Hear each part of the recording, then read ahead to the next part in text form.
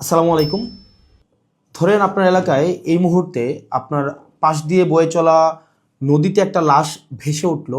তখন আপনি তৎক্ষণাৎ পুলিশকে খবর দিলেন যে এই লাশটাকে উদ্ধার করার জন্য, যে এই লাশটা এসে উদ্ধার করে পোস্টমর্টেম করে যে আইনগত প্রক্রিয়া আছে সেগুলো মেনটেন করার জন্য পুলিশ আসলেন।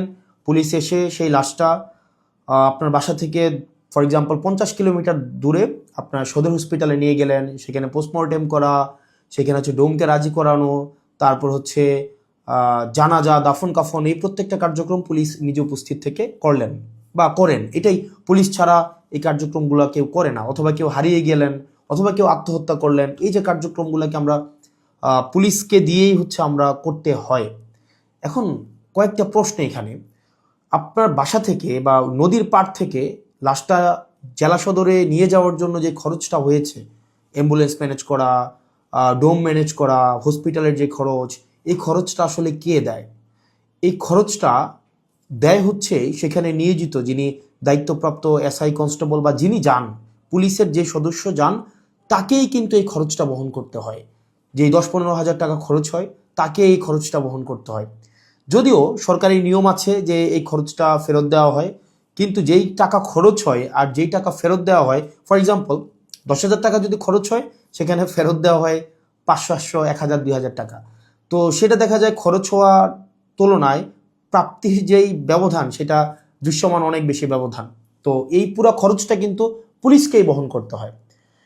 দ্বিতীয়ত হচ্ছে, আপনি যদি আপনার এলাকার থানাগুলাতে যান, থানাগুলাতে গিয়ে যদি দেখেন যে আপনার এলাকার এসআই, কনস্টেবল বা আপনার যারা সেবা দিয়ে থাকেন যে পুলিশগুলা কোন ধরনের পরিবেশে থাকেন, আপনি বিশ্বাস করেন, যদি আপনি ওই পরিবেশটা দেখেন, আমরা ইউনিভার্সিটিতে যেভাবে গণরুমে ছিলাম, এক রুমে গাদাগাদি করে অনেকজন, ফ্লোরিং করা, শুধুমাত্র তোষকটা থাকতো, উপরে ফ্যান নাই, যথাযথ পয় নিষ্কাশন ব্যবস্থা নাই, তারপরে হচ্ছে ভেন্টিলেশন সিস্টেম নাই। এটা মানবীয় জীবন বলতে যেটা বোঝায়, আপনার থানাগুলোতে পুলিশরা সেই ধরনের পরিবেশে থাকে।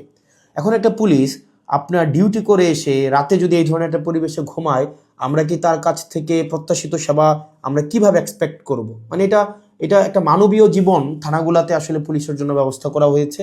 এত বছরেও পুলিশ এই সেবাগুলোতে, এই মৌল মানবিক পুলিশের যেই বেসিক যে সেবাগুলা, সেগুলো এখনো পর্যন্ত কিন্তু সংস্কার করা হয়নি। তৃতীয়ত, সবচেয়ে গুরুত্বপূর্ণ এবং তৃতীয়ত যেই অসুবিধাটি আমি থানাতে দেখলাম এই কয়েক মাসে, সেটা হচ্ছে আপনার থানা থেকে একটা অপরাধ কার্যক্রম সংগঠিত হয়, ফর এক্সাম্পল 15 কিলোমিটার, 20 কিলোমিটার দূরে। একদিনে অনেকগুলো অপরাধ কার্যক্রম সংগঠিত একটা থানায় হতে পারে। পারিবারিক কলহ, মাদকের সমস্যা, ছিনতাই, ডাকাতি, চুরি, একাধিক সমস্যা সেখানে ঘটতে পারে। এখন প্রশ্ন হচ্ছে, একটা থানায় যদি আমার 16-17টা ইউনিয়ন, 20টা ইউনিয়ন, কোনো কোনো জায়গায় তারও বেশি ইউনিয়ন, প্রত্যেকটা জায়গায় যদি কোনো ধরনের অপরাধ কার্যক্রম সংঘটিত হয়, ধরি 10টা জায়গায় সংঘটিত হইলো বা 5টা জায়গায় সংঘটিত হইলো, আমার এই 5টা জায়গায় কিন্তু তাৎক্ষণিক রেসপন্স করতে হয়। এখন তাৎক্ষণিক যদি আমরা রেসপন্স করতে চাই, সেই জায়গাগুলোতে পৌঁছাইতে অবশ্যই অবশ্যই আমাদের গাড়ির প্রয়োজন। মানে গাড়ি ছাড়া পায়ে হেঁটে তো নিশ্চয়ই এই ধরনের কার্যক্রমগুলোতে কখনোই পুলিশ তড়িৎ কোনো সিদ্ধান্ত বা তড়িৎ কোনো অ্যাকশন নিতে পারে না। কিন্তু আপনি যে থানাগুলো যান, দেখবেন কোনো থানায় 10টা গাড়ির প্রয়োজন, 6টা গাড়ির প্রয়োজন, সেখানে থানাকে দেওয়া হয়েছে 1টা গাড়ি, 2টা গাড়ি। এখন পুলিশ তার বাসায় বসে থাকে না। আপনি কল দিলেন যে এখানে ঝামেলা হয়েছে, মানুষ মারা গিয়েছে, চুরি হয়েছে, খুন হয়েছে, পুলিশ কিন্তু আসতে হয়। তাহলে পুলিশ কিভাবে আসে? পুলিশ দেখা যায় একটা ভ্যান ভাড়া করে, একটা অটো ভাড়া করে, অথবা দেখা যায় একটা লেগুনা ভাড়া করে, সেইটা করে কিন্তু তাকে যেতে হয়। ওই যে ভাড়ার টাকাটা, এই ভাড়ার টাকাটাও কিন্তু পুলিশের পকেট থেকে দিতে হয়। দ্বিতীয়ত, এই যে ভাড়া করে যাওয়া আসা, তার যে এই সময় নষ্ট হয়, সেক্ষেত্রে দেখা যায় যারা অপরাধ সংঘটিত করে তারা কিন্তু ইতিমধ্যেই সে জায়গা থেকে চলে যায় এবং আমরা সেবা বঞ্চিত হই।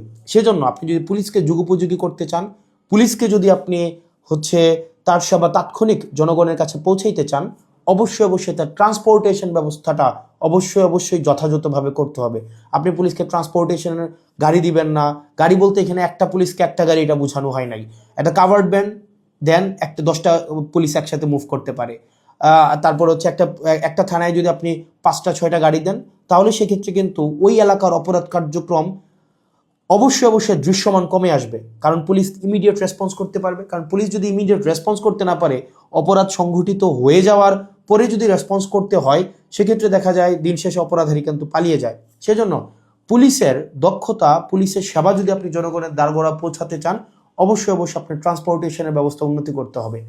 এখন আমাদের বর্তমান বিদ্যমান যে পুলিশ ব্যবস্থা রয়েছে, এই পুলিশ ব্যবস্থার থানাগুলোতে, আমি থানাগুলোর কথা বলবো, থানাগুলোতে তাদের অ্যাকোমোডেশন সমস্যা, তাদের বাসা, তাদের থাকার জায়গা নাই ঠিকঠাকভাবে, গণরুমের মতো তাদেরকে থাকতে হয়, এবং তাদেরকে যে বেতন দেওয়া হয়, এই বেতন দিয়ে যে একটা স্বাভাবিক জীবনযাপন করবে, সেটা কোনোভাবেই সম্ভব না। দ্বিতীয়ত হচ্ছে আপনি তাকে ট্রান্সপোর্টেশনের ব্যবস্থা করছেন না যথাযথভাবে। আপনি তাকে দেখা যাচ্ছে যে আপনি তাকে ঢাল তরোয়ার ছাড়া, ট্রান্সপোর্টেশন ছাড়া আপনি অপরাধী ধরতে পাঠাচ্ছেন, টহল দিতে পাঠাচ্ছেন। সেক্ষেত্রে কিন্তু তাকে ট্রান্সপোর্টেশন ম্যানেজ করা এবং সেখানে যে ভাড়া মেটানো, সেটাও কিন্তু তার পকেট থেকেই করতে হয়। সরকার যে অ্যালটমেন্টটা দেয়, সরকার যে বরাদ্দ দেয়, সেটা খুবই প্রয়োজনের তুলনায় অপ্রতুল। তৃতীয়ত হচ্ছে আপনি পুলিশে একটা আমি অনেকগুলো অফিসারের সাথে কথা বলেছি, রিটায়ার্ড অফিসার, চাকরিরত অফিসার, তাদের সাথে কথা বলেছি। পুলিশে ম্যানেজ করে নেওয়া একটা কালচার আছে, ম্যানেজ করে নেওয়া একটা কালচার। ফর এক্সাম্পল, আপনি কনস্টেবলকে পাঠাইলেন কোনো একটা জায়গায় আসামি ধরার জন্য, সেখানে 5,000 টাকা খরচ হবে যে আসামিটা ধরতে, ট্রান্সপোর্টেশন কস্ট বা তদন্ত এই জায়গাগুলোতে। তখন কনস্টেবল তার ঊর্ধ্বতন কর্মকর্তাকে উনি বললেন যে স্যার টাকা কোথায় পাবো?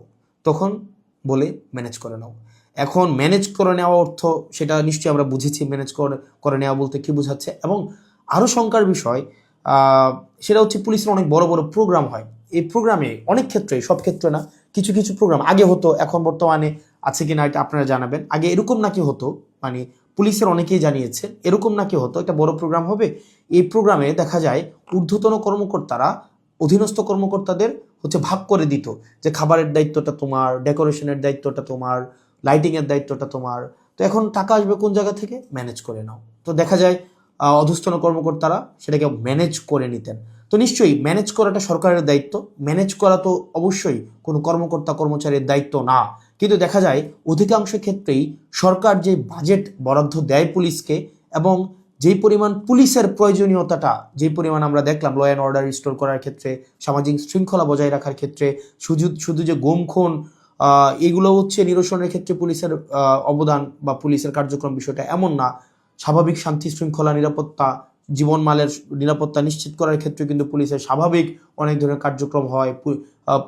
আপনার পরীক্ষার ডিউটি থেকে শুরু করে অনেক ধরনের কার্যক্রম হয়, এবং পুলিশেরকে আরও বিভিন্ন কাজে ব্যবহার করা হয়। যেমন এটা খুবই আমি পার্সোনালি এই জিনিসটাকে আমি সবার সামনেই বলছি, এই জিনিসটাকে আমি পার্সোনালি এই জিনিসটাকে কখনোই ওয়েলকাম করব না। অপ্রয়োজনীয় প্রোটোকল দেওয়া, যে যদি এলাকায় এমপি যায়, পুলিশকে দেখা যায় প্রোটোকল দিতে, অপ্রয়োজনীয়। দেখা যায় ওসিকে আমরা অতীতেও দেখেছি, ওসি সবসময় আপনার এমপির সাথে সাথে থাকতে হয়, থাকেই থানায় একটা গাড়ি।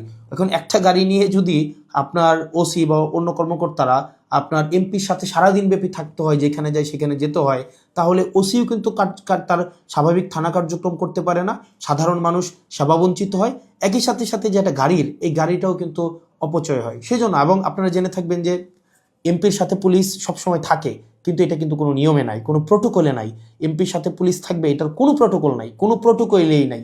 এটা আগে রাজনৈতিক যে কালচার ছিল, রাজনৈতিক কালচারে পুলিশ এমপির একটু নজরে পড়ার জন্য বা একটু স্বাভাবিকভাবে এই কার্যক্রমগুলো, পুলিশকে রাজনীতিকীকরণ হওয়ার কারণে পুলিশ যে স্বপ্রণোদিত হয়ে সব ক্ষেত্রে করেছে বিষয়টা এমন না, পুলিশকে করতে বাধ্য করা হয়েছে ক্ষেত্র বিশেষে। তো সেজন্য আমরা যদি পুলিশের সেবাটাকে জনগণের দোরগোড়ায় পৌঁছাতে চাই, আমরা যদি চাই জনগণ যথাযথভাবে পুলিশের সেবাটা পাক, তাহলে কিন্তু অবশ্যই আপনি পুলিশের, বিশেষ করে থানা পর্যায়ের থানা পুলিশের, কারণ সবচেয়ে বেশি কিন্তু থানায় পুলিশকে সাধারণ মানুষ যায়, আপনি থানার পুলিশের অবশ্যই আপনি তার আবাসন ব্যবস্থা নিশ্চিত করতে হবে, যথাযথভাবে তার বিশ্রামের পরিবেশ আপনি নিশ্চিত করতে হবে, নিরাপদ পানির ব্যবস্থা নিশ্চিত করতে হবে, খাবারের ব্যবস্থা নিশ্চিত করতে হবে, এবং তার ডিউটির এখানে একটা প্রোটোকল আপনার নিশ্চিত করতে হবে। আপনি 24/7 একটা মানুষ কখনোই, একটা স্বাভাবিক মানুষ স্বাভাবিকভাবে কখনোই ডিউটি করতে পারে না।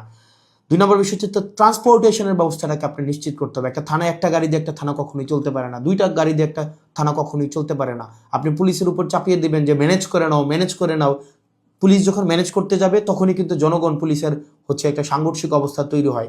তখনই হচ্ছে উৎকোচ গ্রহণের হচ্ছে এক ধরনের বৈধতা মানসিকভাবে উৎপাদিত হয়। সেজন্য আমরা পুলিশকে এই ম্যানেজ করে নেওয়ার প্রবণতায় না ঠেলে দিয়ে সরকারের কাছে এই বিষয়গুলো নিয়ে আমাদের আহ্বান থাকবে বাজেট বৃদ্ধি করা, এবং সেগুলোর হচ্ছে আমাদের যেই টেকনিক্যাল জায়গায় আমাদের রিসোর্স সেখানে হচ্ছে আমাদের ইনস্টল করতে হবে।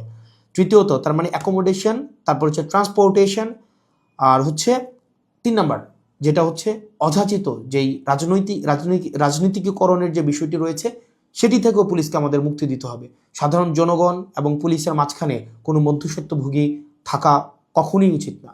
তো আমরা পুলিশের কখনোই, আমরা শুরু থেকে, আপনি যদি যান আমার টাইমলাইনে এখনও আছে যে অগাস্ট থেকে 2024 অগাস্ট থেকে পুলিশের যেই টেকনিক্যাল হচ্ছে রিসোর্স ইনস্টল করা, তাদেরকে সেটাকে এনরিচ করা, পুলিশকে জনমুখী করা, রাজনৈতিক প্রভাবে বলের বাহিরে নিয়ে যাওয়া, তাদের আবাসন, স্বাস্থ্য, চিকিৎসা সেগুলো যেন যথাযথ হয় সেটি নিশ্চিত করা, তার পেশাদারি যেই ব্যয় হয় সেই পেশাদারি ব্যয় যেন সরকারি খাত থেকে হয়, তাকে যেন সেটির জন্য ম্যানেজ করা কালচারে না যেতে হয়, সেটির জন্য কিন্তু আমরা গুরুত্ব দিচ্ছি। সেজন্য আমরা সংসদে এই বিষয়গুলো নিয়ে কথা বলবো যদি আল্লাহ সুযোগ করে দেয়, এবং যেহেতু সুযোগ করে দিয়েছে একই সাথে সাথে সরকারের কাছে বা মানুষের কাছেও যে এই যে পুলিশের, আমরা যে তৃণমূলের পুলিশের যে জটিলতাগুলো সেগুলো আমার কাছে মনে হয়েছে সবার জানা উচিত, যেহেতু থানাগুলোকে আমরা এখন খুব ক্লোজলি দেখছি, সেজন্য সবাইকে জানানো। আর পুলিশের প্রতি আমাদের সবসময় সংবেদনশীলতা রয়েছে, এবং আমরা চাই পুলিশ জনগণের হয়ে উঠুক, কোনো রাজনৈতিক দলের না, পুলিশ হয়ে উঠুক সবার।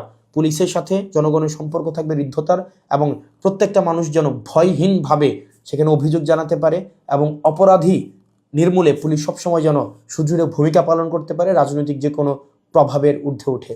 পুলিশের আবাসন সমস্যা, ট্রান্সপোর্টেশন সমস্যা, পুলিশের বাজেট বৃদ্ধি এবং পুলিশের ম্যানেজ করে নেওয়া কালচার থেকে পুলিশকে অবশ্যই মুক্তি দিতে হবে। আসসালামু আলাইকুম রহমতুল্লাহি ওয়া বারাকাতুহু।